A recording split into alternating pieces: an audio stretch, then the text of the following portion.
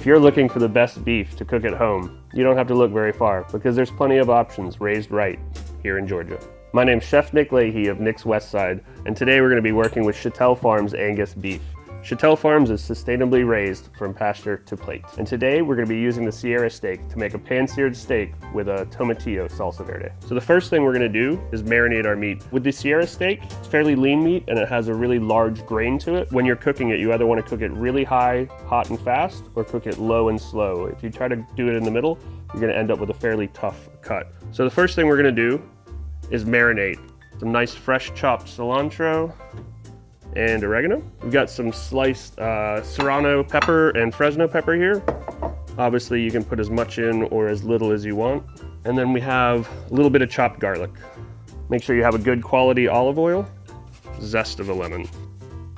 And you want to let these marinate for at least an hour, up to 24 hours. All right, so now I'm just gonna get my pan on nice and high, because like I said, we're gonna cook this high heat and quickly. So now we're just gonna season these with some nice sea salt. And you know, these are pretty thick steaks, so be fairly generous with the amount of seasoning you're giving them. Get some oil in our pan, because we're gonna use this oil to also be the start of the pan sauce, the salsa verde as well. We'll just go in there with our steaks. One of the keys is to really not move it around too much at this point. You wanna let it sit there and form a nice crust, because that's where all that caramelization of the sugars is gonna form a lot of depth of flavor. If you start moving this around a bunch, it starts steaming more than searing and you don't develop as much flavor that way. After you flip it, just take your spoon and then this mixture of now beef fat and oil, just baste it over the meat while it's cooking.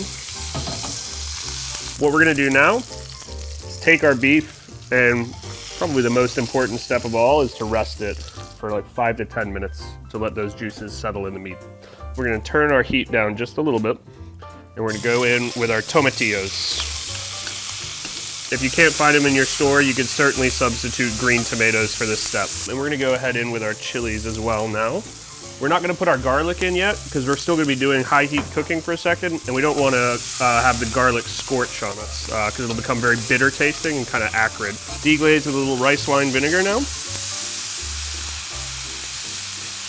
Now we're gonna add in a little bit more of our lemon zest. The zest has all the essential oils, so it's a much more aromatic part of the lemon than just using the juice. But we are also gonna use some juice. And now we're gonna go in with our garlic. We're gonna finish it off with a little bit more oregano. Now we're gonna turn off the heat and add in our cilantro. You wanna do that with the heat off so it doesn't lose its freshness and color. So there you have it. Pan-roasted Chattel Farms Sierra steak with a tomatillo salsa verde. And remember, you'll find the best beef raised right here in Georgia.